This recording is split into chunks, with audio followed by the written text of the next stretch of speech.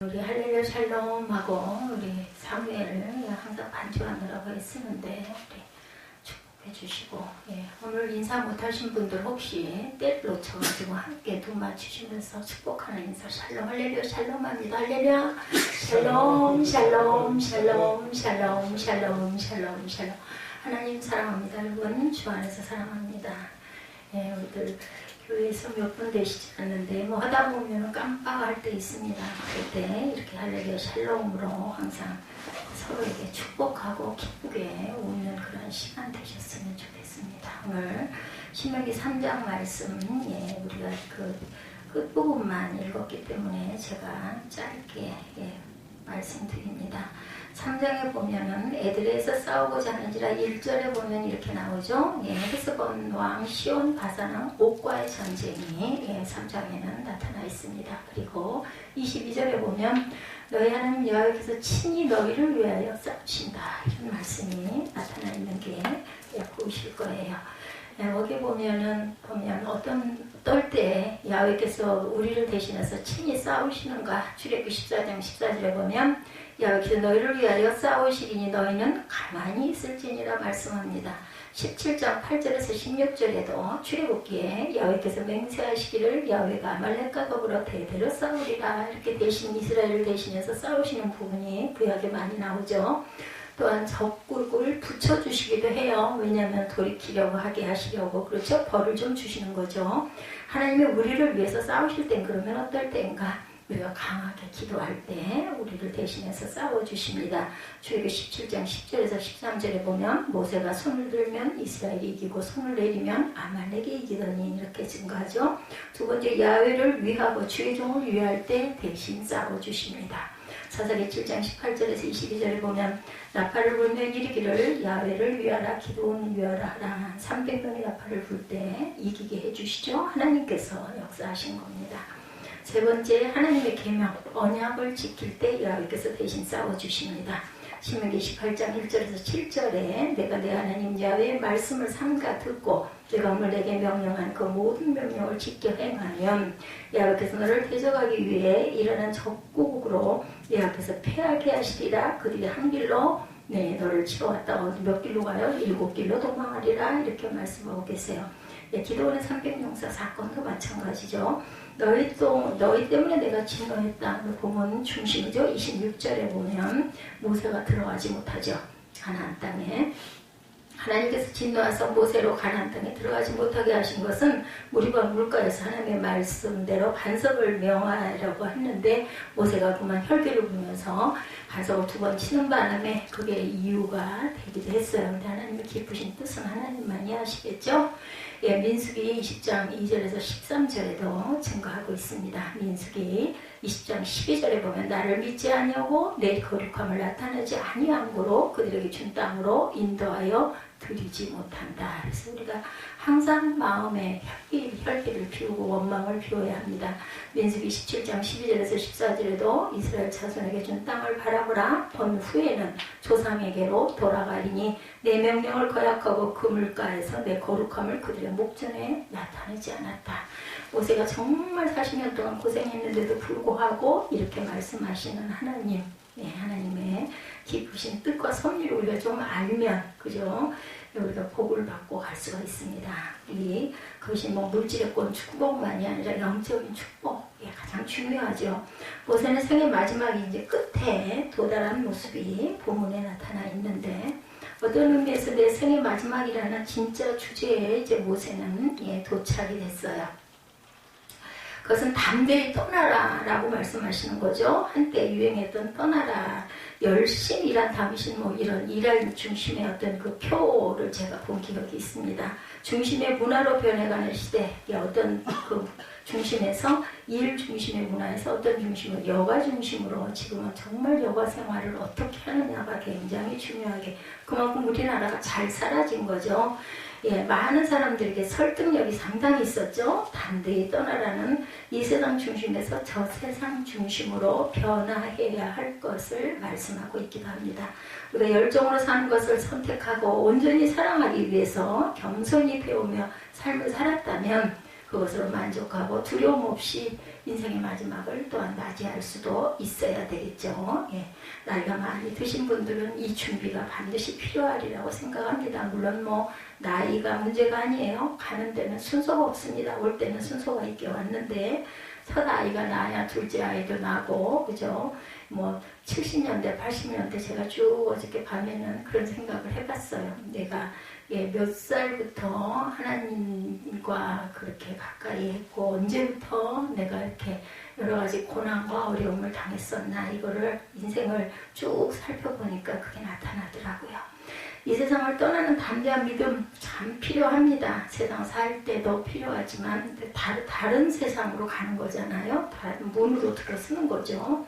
열정은 우리가 살아야 할 태도입니다. 사랑은 우리가 살아야 할 내용이고 배움은 우리가 살아야 할 과정입니다. 나는 어떻게 시작을 했고 어떻게 열정 있게 갔으며 우리가 어떤 과정을 통해서 내가 배우고 갔나, 이 생각을 어제 좀 해봤습니다. 우리가 열정을 가지고 사랑하며 사는 것을 겸손하게 배운다 해서 우리가 바라고 원하는 것을 이 땅에서 다 이루고 살아갈 수가 있었을까? 23절 말씀이죠. 그때 내가 야훼께 간구하기를. 모세가 간구하죠. 모세가 하나님께 간구합니다. 그래서 간구하다 하나로 나와 있어요. 원어는 자신에게 하나님께서 은혜를 베풀어 주시기를 간절히 구했다. 뭐 간구, 간절히 구했다, 이렇게 기억하시면 되죠. 모세는 자신을 불쌍히 여겨달라고 기도해요. 그죠? 자신을 정말 참으로 불쌍하다고 여기는 하나님께서는 그를 불쌍히 여겨주시지 않는다라고 여겨졌기에 제발 나를 불쌍히 여겨주시옵소서 하고 23절에 고백하는 부분이 나타나 있습니다. 그때 내가 야훼께 간구하기를, 24절에 주 야훼여 주께서 주의 크심과 주의 권능을 주의 종에게 나타내시기를 시작하셨사오니 천지간에 어떤 신이 등이 주께서 행하신 일 곧 주의 큰 능력으로 행하신 일같이 행할 수 있사오리까. 그죠? 그럴 사람은 없습니다. 하나님이 하시는 거예요. 우리가 살아가는 것, 내가 태어난 것, 우연히 일어나는 일 하나도 없더라고요. 보니까 저 자신을 불쌍히 여겨달라고. 그리고 누가 이런 일을 할 수가 있겠느냐, 하나님만이 하십니다. 어떻게 해요? 정말 하나님의 영광을 높이는 거죠. 이게 불쌍히 여겨달라고. 여기서 종살이하는 노예의 아들로 태어났으나 오히려 공주의 아들로 40년간 왕궁에서 자라게 해주신 것도 하나님이시죠. 준비를 시키신 거죠. 그 사람을 죽이고 도망쳤던 40년 동안 광야에서 훈련시키시는 모세의 인생이 그랬어요. 그 하나님의 부르심을 받고 애국으로 돌아와 이스라엘 백성들을 이끌고 나와서 광야에서 보낸 세월이 또한 40년, 120세가 됐습니다. 40년 이제 고통스러운 훈련의 기간이 끝나고 드디어 요단강을 건너 약속의 땅으로 들어가게 됐어요. 바로 이때 하나님께서 자신을 이제 좀 불쌍히 여겨주셔서 제가 좀 갈 수 있게 해주시옵소서. 그래서 25절에 기도하죠. 마지막으로 나를 건너가게 하사 요단 저쪽에 있는 아름다운 땅, 아름다운 산과 레바논을 보게 하옵소서 하되, 그죠? 예, 부디 저도 같이 건너가게 해주시옵소서 하고 기도합니다. 구하옵느니 바라건대 청컨대, 이렇게 해석이 되어 있죠. 무슨 일이 있었기 때문에 하나님께서 요단강을 건너 약속의 땅 가나안에 들어갈 것을 허락하지 않으셨기 때문이죠. 단지 가나안 땅에 들어가지 못한다는 정도가 아니라 그 생명을 이제 여기서 끝나야 한다라고 하니까 간구해요. 내려 둘러다보죠. 가지는 못했지만 모세로서는 하나님의 결정이 어떻게 보면은 야속할 수도. 저도 초기에 이 부분을 읽고 들으면서 아니 뭐 무슨 반석 좀 2번 쳤기로 그럴 수도 있지. 세상에 얼마나 힘들었겠어요. 그 많은 인원을 끌고 40년을 광야를 돌았는데 도저히 뭐 상식적으로는 이해가 안 되는 부분이에요. 얼마나 아쉬웠겠나. 내가 모세라도 그러고도 남았을 건데 하나님께서 단지 몇 년만, 아니 몇 달만 더 살게 하셔서 가나안에 들어갈 수 있을 텐데 120년 인생의 끝을 이렇게 잘 마무리할 수 있도록 이렇게 고생하고 여기까지 왔으니 들어가서라도 가게 해주시옵소서 기도하는 거죠. 모세 입장에서는 어떻게 보면 억울할 수도 있다는 거죠. 제가 생각해도 그런 마음이 들더라고요. 모세에게 120년의 삶을 멋지게 끝낼 수 있는 기회 주어지질 않습니다. 이제는 떠나라고 말씀합니다. 아쉬워도 가야 된다. 이 세상을 떠나는 삶치고 아쉽지 않은 삶이 혹시 있을까요? 이 땅에서 100년, 1000년을 산다 해도 쉽지 않을 사람은 아마 없을 것 같습니다. 지나온 삶은 짧고 한 일은 없고 생각해보면 아유 내가 그때로 돌아왔으면 이러지 않을 텐데 저도 마찬가지입니다. 이렇게 몸이 이 정도로 나빠질 정도로 혹사를 안 할 수도 있었을 텐데 성격이 우리 쉽게 하는 말이 그런 말들 많이 하죠. 성격이 사주팔자다 이런 말 많이 합니다. 성경적인 말씀은 물론 아니지만 흔하게 쓰는 말 너무 열정을 가지고 몸을 돌보지 않고 했던 그런 부분 또 마음의 상처도 있어 조금은 넘어서야지 그러거나 말거나 이랬으면 될 텐데 그걸 못한 거죠. 이제 막 빛을 보게 될 순간 모세는 맞았다 해도 하나님께서는 여기까지다 하면은 여기까지인 거예요. 근데 아직 아니면은 아직은 또 내가 해야 할 일이 있나 보다 생각을 하는 거죠. 그것이 우리의 인생입니다. 보면 내 맘대로 할 수 있는 부분이 하나도 없어요. 하나님께서 정하신 시간에서 덜 살 수도 없고 더 살 수도 없다. 이제는 아쉽지만 이제 인사하고 가야 된다는 거죠. 그때까지 열정으로 사랑하기 위해서 우리가 겸손하게 배워가야겠죠. 이것이 후회 없는 삶을 사는 방법입니다. 언젠가 하나님을 부르시면 이루지 못한 일 때문에 아쉬움이 얼마나 많이 남는다 할지라도 떠나야 할 사람이라는 것을 우리가 꼭 명심하고 준비하고 가야 되죠. 26절이죠. 야훼께서 너희 때문에 내게 진노하사 내 말을 듣지 아니하시고 내게 이르시기를 그만해도 족하니 이 일로 다시 내게 말하지 말라. 그래서 오늘 제목이 그만해도 족하니입니다. 모세는 요단강을 건너 가나안 땅으로 들어가지 못하는 아쉬움 때문에 하나님께 간절히 구했지만 하나님은 그에게 말씀하시기를 이것으로 내게 족하다 이렇게 말씀하십니다. 이 일 때문에 더 이상 내게 말하지 말아라. 여기에서 족하다 라바부는 많다라는 말이 족하다 그만하면 족하지 않아 그만하면 충분하지 않아 그리고 우리도 이렇게 말하죠. 여기까지 온 것만 해도 엄청난 큰 복을 받았다. 그만하면 충분해 이 얘기죠. 하나님께서 모세에게 너는 더 이상 더 바라겠다 완수했어. 모세는 태어나자마자 나일강에 던져 죽어야 했는데 공주의 아들로 기적적으로 구해져서 40년 동안 왕자로 살았어요. 사람을 죽이고 광야로 도망치는 모세의 삶을 양치는 목자로 끝나야 하는데 이스라엘 백성을 이끌어서 내는 지도자로 하나님께서 또한 세워주셨습니다. 더욱 그를 애굽의 왕 바로 앞에서 존귀한 자로 세워주시기도 했어요. 하나님께서 그를 통해서 홍해를 가르셨고 신의 삶에서 그에게만 말씀하셨고 반석에서 물을 내게도 해주시는 하나님. 하나님께서 얼마나 놀랍게 그를 사용하셨는지를 헤아려보라 말씀합니다. 그런데 그 이상 가나안까지 들어가겠다고 더는 이제는 때를 쓰지 말라. 너는 그건 욕심이다라는 거죠. 이만하면 족하다. 만족하고 이제 가야 돼요. 구약성경에 모세와 같은 기도를 하고 모세와 같은 응답을 받은 사람이 신약에도 있죠. 비견되는 바울이죠. 바울에게는 그가 육체에 가시고 사탄의 사자 고린도후서 12장 말씀이죠. 질병이 있었어요. 간질이라고도 알려져 있는데 정확하진 않죠. 설교하던 바울이 갑자기 경련을 일으키고 쓰러지는 것은 바울 자신에게도 얼마나 고통스러웠을 것이며 말씀을 듣는 성도들에게는 얼마나 큰 충격이었고 요즘 같았으면 아마 그렇게 하면은 누가 붙어 있겠습니까? 다 무서워서 도망가고 떨어져 나갔겠죠. 믿지 않는 사람들에게는 하나님을 믿을 수 없는 구실이 될 수도 아마 있었을 것입니다. 그런데 바울에게는 또 치료 은사의 능력도 많았기 때문에 그래도 아마 지금 같은 시대에 그런 질병이 있다 하더라도 그렇게 텅텅 비게 떠나진 않았을 것 같으네요. 다른 사람의 병은 고치는데 정작 자신의 질병으로 자주 쓰러진다는 것이 모순처럼 정말 이해가 안 가. 그렇죠? 바울은 이 질병이 자신에게서 떠나가기를 3번이나 작정하고 기도하였다. 성경에 나타나죠. 내 은혜가 내게 족하도다. 고린도서 12장 9절이죠. 이는 내 능력이 약한 데서 온전해집니다. 네가 그렇게 약하기 때문에 나한테 더 매달려 그리고 겸손하게 기도할 수 있지 않느냐라는 뜻이에요. 저도 그 생각을 합니다. 제가 만약에 건강하고 젊었더라면 이렇게 이만큼도 되지 않았을 것이라는 생각을 저도 합니다.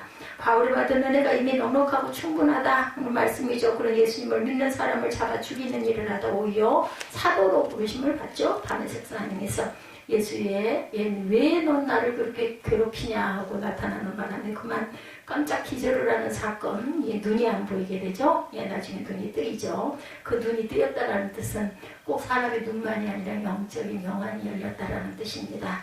율법의 노예로 살아야 할 사람이 은혜의 전파자가 되죠. 그 이후에 그는 여러 약한 것들을 통해서 그리스도의 능력을 경험하기도 합니다.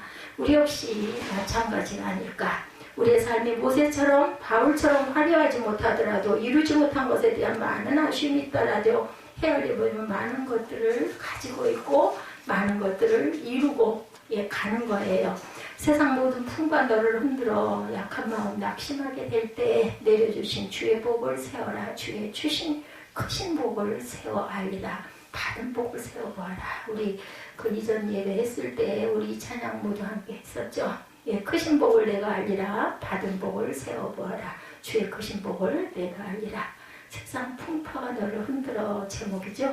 어떤 사람이 다음과 같은 말을 합니다. 오늘 아침 건강하게 눈을 뜰 수 있었다면 당신은 오늘 한순간이라도 더 살기를 원했던 600만 명보다 더 행복할 것이다. 전쟁에 위험이 없다면, 교도소에 갇히지 않았다면, 고문을 당하지 않는다면, 그것을 경험하지 않았다면, 배고픔에서 면제된다면 여러분은 전 세계 5억 중에서 제외된 것이다. 5억 명이 이렇게 고통을 받고 있다는 거예요. 고문을 당하지 않는다면, 배고픔에서 면제된다면, 여러분이 예배를 참석할 때 체포의 위협, 고문이나 죽음의 위협이 없다면 전 세계 30억의 인구보다 복된 삶을 살고 있다는 것입니다. 냉장고에 먹을 음식이 있고 입을 옷이 옷장에 있고 지붕이 있는 집이 있고 잠잘 자리가 있다면 여러분은 전 세계 75%의 사람보다 더 복된 사람들입니다. 그걸 누리지 못하는 사람이 75%라는 거죠. 은행에 돈이 있고 지갑에 돈이 있고 잔돈을 둘 수 있는 곳이 있다면 전 세계 8% 내의 부자에 속한다. 여러분들 이 생각해 보셨어요? 저도 해본 적이 없어요. 그런데 정말 그렇죠. 내가 가진 게 정말 너무나 많아요. 생각해보면 너무나 정말 하나님께서 주신 은혜가 너무 많더라고요. 내 삶을 돌아보니 헤아려보려고 우리에게는 받은 은총이 정말 보면 너무너무 많습니다. 그런데 그런 생각 안 해요. 코로나 있기 전에 이 땅이 이렇게 자유롭게 아침에 일어나가지고 사람을 만나고 모임을 갖고, 그죠? 미세먼지가 있어서 마스크를 순간 간간히 쓰신 분들도 많기는 하지만, 아이고, 왜 이렇게 혼탁해져서이지만, 그 이전에 제가 어린 날, 제가 한참 30대 때 이럴 때는 정말 공기가 너무 좋았거든요. 물도 그냥 급하면은, 그죠? 산에 내려오다가 약수물에 어떤 물이든 급하면 먹을 수도 있으면 지금은 물을 먹고, 그걸 믿고 먹을 수가 없는 그 시대가 됐어요. 그때 그걸 정말 감사했던가, 당연한 걸로 여겼던 거죠.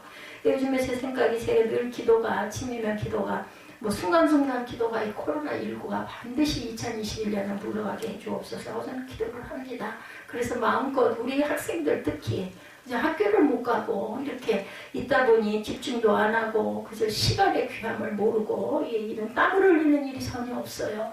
청소년들이 너무나 안타깝습니다. 딴 거보다도. 제가 늘 그 기도를 합니다. 우리가 살아 숨쉬고 있다는 것 하나만도 정말 놀라운 축복이라는 것이죠. 이 땅에 왔다가 가는 이유를 안다고 하는 것도 얼마나 놀라운 복일까요? 그렇죠? 하나님께서 우리를 부르시는 날 만족하고 떠날 수 있는 저와 여러분이 되시기를 주님의 이름으로 축복합니다. 아쉽지만 만족하고 떠날 수 있는 것은 내가 이미 받은 복이 많기 때문만은 아니죠. 우리에게 또 27절이죠. 너는 비스가 산꼭대기에 올라가 눈을 들어 동서남북을 바라고 내 눈으로 그 땅을 바라보라. 너는 이 요단을 건너지 못할 것입니다. 하나님께서 모세에게 요단강을 건너지 못하는 대신 비스가 산꼭대기에 올라가서 이스라엘 백성들이 건너갈 땅의 서쪽과 북쪽과 남쪽과 동서 남북을 둘러보라고 말씀하세요. 모세로 하여금 요단강 건너 저 건너편을 바라봐라 말씀합니다. 모세가 요단강을 건너가지 않고 간 건너편 약속의 땅을 바라보았다는 것은 그가 요단강을 건너가지 못한다는 아쉬움과 다른 의미가, 또 다른 의미가 있습니다. 이스라엘 백성이 요단강을 건너 들어갈 가나안 땅은 그들에게 주신 적과 꿀이 흐르는 약속의 땅이자 우리가 한번 꼭 건너야 할 죽음의 요단강을 건넌 후에 들어가야 될 영원한 하나님의 나라 천국을 상징합니다. 이 땅에서는 요단강을 건너 약속의 땅을 들어가지 못하죠. 그렇죠? 그렇지만 장차 하나님의 영원한 나라를 바라볼 수 있는 믿음을 하나님께서 우리에게 주셨습니다. 이 세상을 떠나는 사람은 천국에 대한 소망을 가지고 천국을 바라보아야 된다. 복된 삶이에요. 바라보고 떠나야 된다는 겁니다. 우리가 이 세상에서 가장 아름답고 가장 완벽한 것을 다 누리지는 못했을 수도 있어요. 각자 개개인마다 어떤 내가 이걸 꼭 했어야 할 텐데 이건 내가 하지 못했네, 이런 부분이 누구나 있을 겁니다. 그런데 가장 아름답고 가장 완벽한 것은 요단강을 건넌 후 천국에서 이루어질 것이라는 거죠. 우리가 이것을 바라보기에 죽음의 요단강을 건너기 위해 담대히 이 세상을 떠날 수도 있다. 그래서 제가 연세 드신 분들이 하나님을 믿지 않는 그런 사람들은 얼마나 대단한 마음을 갖고 있을까 도저히 이해가 안 된다는 생각이 저는 듭니다. 두렵지 않을까요? 예, 어느 순간 내가 죽으면 끝이지 아마 이렇게 끝날까요? 그건 아닐 것 같은데 어떤 부자가 세상을 떠나서 천국으로 갔다 그래요. 부자는 자기 모든 재산을 천국으로 가지고 가고 싶었어요. 그래서 하나님께 청원했다고 합니다. 하나님, 제가 힘써 모은 재산을 천국으로 가지고 가고 싶습니다. 그랬더니 하나님께서 마지못해 허락을 하셨답니다. 대신 단서가 하나 달렸어요. 가방 하나에만 담아서 가져가거라 라고 말씀하시더랍니다. 부자는 모든 재산을 팔아서 금덩어리로 바꿨어요. 그리고 큰 여행 가방에 금덩어리를 최대한으로 큰 가방을 찾았겠죠. 잔뜩 담아가지고 갔다 그러죠. 천국문에 도착하자 베드로가 가방을 검색하더랍니다. 이게 뭐요? 하나님께 허락받았습니다. 아주 당당하게 한번 열어보시오. 베드로가 얘기하더랍니다. 부자가 가방을 열었더니 금덩어리가 가득 들어있더라고요. 황금빛으로 번쩍였죠. 베드로가 호탕하게 웃으면서 말하더랍니다. 천국에서 보도부록으로 사용하는 걸로 왜 갖고 왔어? 무겁게 이렇게 얘기했다고 그래요. 물론 뭐 이거는 하나의 재밌는 얘기입니다만은 천국문 안으로 들어가 봤더니 보도부록이 온통 금으로 깔려있고 새 예루살렘과 본향집은 각종 보석들로 지어져 있다는 거죠. 우리는 그것을 바라보기에 이 세상을 담대히 떠날 수가 있다는 겁니다. 믿음의 조상 아브라함은 하늘에 있는 본향을 사모해 있기에 담대히 살았어요. 그죠? 히브리서 11장 16절에 나타나죠. 구두 성공이었지만 가장 훌륭한 부흥사였던 드와이드 무디, 여러분들 아시죠? 인생의 마지막 순간에 기뻐하며 이렇게 외쳤다고 합니다. 나는 땅이 물러가고 하늘이 열리는 것을 본다. 하나님이 나를 부르고 계신다. 이럴 때 얼마나 기쁘겠어요? 돌을 얻어맞은 스테반도 하늘을 바라보면서 얼굴 해같이 밝았다고 얘기하죠. 예수님은 내가 곧 길이요 진리요 생명이니 나로 말미암지 않고는 아버지께로 올 자가 없다. 요한복음 14장에 말씀합니다. 또 내가 진실로 진실로 너에게 이르노니 내 말을 듣고 또 나 보내신 이를 믿는 자는 영생을 얻고 심판에 이르지 아니하나니 사망에서 어디로? 생명으로 옮겼느니라. 요한복음 5장 말씀입니다. 그런 예수님을 믿음으로 영생을 얻은 저와 여러분입니다. 죽음 저 건너편에 우리가 가야 할 곳이 분명히 있어요. 그렇죠? 그래서 천국을 바라보는 사람은 담대하게 세상을 두려워하지 않고 떠날 수가 있는 거예요. 여러분이 얼마나 감사할 일이고 얼마나 기쁠 일일까. 제가 태어나서 제일 잘한 일은 어려서부터 교회를 사모했던 그겁니다. 아무 이유 없이 그저 좋았으니까요. 그랬기 때문에 제가 이렇게 부족하고 이렇게 많은 죄를 짓고 이 시간까지 왔지만 하나님께서 너 조금 더 깨닫고 가라 하고 이 자리에 저는 세워주셨다라고 생각을 합니다. 그리스도이신 예수를 믿게 천국을 바라보며 사시는 저와 여러분이 되시기를 축원합니다. 우리가 아쉽지만 만족하고 바라보고 떠나면 이 땅에 남은 일은 어떻게 될까? 28절에 증거하죠. 너는 여호수아에게 명령하고 그를 담대하게 하며 그를 강하게 하라. 네 뒤를 이을 그러한 아들, 영의 아들이죠. 여호수아에게 명령하고 담대하게 하며 그를 강하게 하라. 그는 이 백성을 거느리고 건너가서 내가 볼 땅을 그들이 기업으로 얻게 하리라 하셨느니라. 뒤에 마지막 할 일까지 알려주시는 하나님이시죠. 하나님께서는 모세에게 그를 대신할 사람을 세우게 하십니다. 하나님 모세에게 너는 여호수아에게 너의 직분을 맡겨서 그를 정리하고 그에게 용기를 주어라. 누구도 그랬어요? 엘리야도 그랬죠. 엘리사에게 물려주고 떠나죠. 그는 이 백성을 이끌고 건너갈 사람이고 내가 보는 땅을 그들에게 유산으로 나누어 줄 사람이다 라고 말씀합니다. 모세는 자신이 출애굽을 완성할 사람으로 생각했는데 하나님께서는 그를 대신해서 여호수아를 백성의 앞장을 서서 약속의 땅에 건너가 백성들에게 땅을 나누어 줄 자로 세워놓으셨던 거죠. 홍해를 건너는 것은 모세의 몫이지만 요단강을 건너는 것은 모세의 후계자 여호수아의 몫이었습니다. 모세는 자신의 일을 여호수아에게 맡기죠. 맡기고 떠날 줄 알아야 되겠다 이겁니다. 리더십 학자인 존 맥스웰이 어느 날 꿈을 꿉니다. 꿈속에서 복면을 쓴 어떤 사람이 자신의 길을 가로막고 서 있더랍니다. 자신의 길을 방해하고 계속 괴롭혀요. 그래서 달려들어서 복면을 벗고 보니까 자기 자신이라는 겁니다. 자신의 길을 방해하는 것이 누구라고요? 자기 자신이다. 자신의 길을 가로막고 방해하고 제한하는 것이 다른 사람이 아닌 바로 자신이다. 많은 경우에 매우 헌신적이고 충성스러운 생각이 자신의 모든 일을 하려는 독선일 수도 있는 거죠. 다른 사람을 믿지 못하는 불신일 수도 있다는 것. 공자의 제자 중에 자장과 자하는 대조적인 인물입니다. 자장이라는 제자는 활달한 기상과 진보적 사고를 가졌기에 일을 지나치게 했다고 그래요. 그러나 자하는 만사에 신중하고 현실적인 행동에서 일을 그렇게 하질 않았답니다. 근데 이 두 사람 중에 누가 더 낫냐 어떤 사람이 물었을 때 공자는 지나친 사람이나 이르지 못하는 사람이나 똑같다 이렇게 얘기를 했다고 그래요. 과유불급이면 선진편이다 이렇게 말했다고 합니다. 지나치다는 것이나 모자라는 것이나 똑같다는 거. 너무 열정을 가지거나 너무 게으른 사람이나 결국은 다 똑같아요. 중용이라는 얘기를 많이 하죠. 우리 자신에게 주어진 분량의 일을 최선을 다하여 감당할 그 이상은 다른 사람에게 맡길 줄 알아야 되겠다. 예수님도 이 땅에서 모든 곳에 친히 가셔서 모든 사람의 복음을 다 전파하실 수가 없었어요. 그죠? 도리어 제자들을 세우시고 그들에게 그러므로 너희는 가서 모든 민족을 제자로 삼아 아버지와 아들과 성령의 이름으로 세례를 베풀고 내가 너에게 분부한 모든 것을 가르쳐 지키게 하라. 마태복음 28장에 말씀하죠. 예수님도 제자들에게 맡기고 그리고 훈련시키시고 떠나셨어요. 우리는 바울처럼 충성스러운 사람들에게 우리 일을 맡겨서 그들도 또 다른 사람을 양육하도록 할 줄 알아야 되겠다.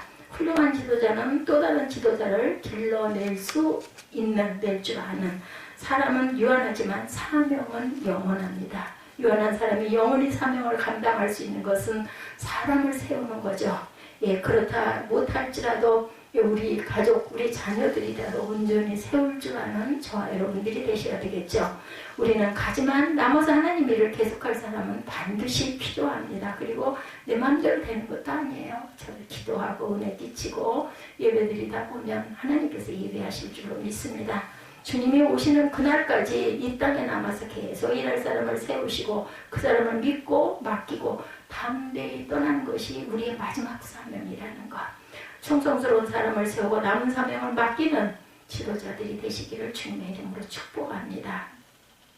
밀라노 성당에는 3개의 문이 있는데 문마다 글귀가 하나씩 새겨져 있다고 해요. 첫째 문에는 모든 즐거움은 잠깐이다. 둘째 문에는 모든 고난도 잠깐이다. 셋째 문에는 오직 중요한 것은 영원한 것이다. 이렇게 새겨져 있답니다. 영원한 것이 중요하죠. 하늘에서 영원한 것. 우리는 영원히 살죠. 하늘에 가면 언젠가 영혼을 위해서 이 땅을 영원히 떠나야 할 때를 누구나 맞게 됩니다. 죽음은 후련히 찾아옵니다. 예고 없이 찾아옵니다.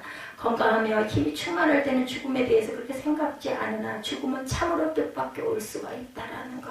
네, 그죠?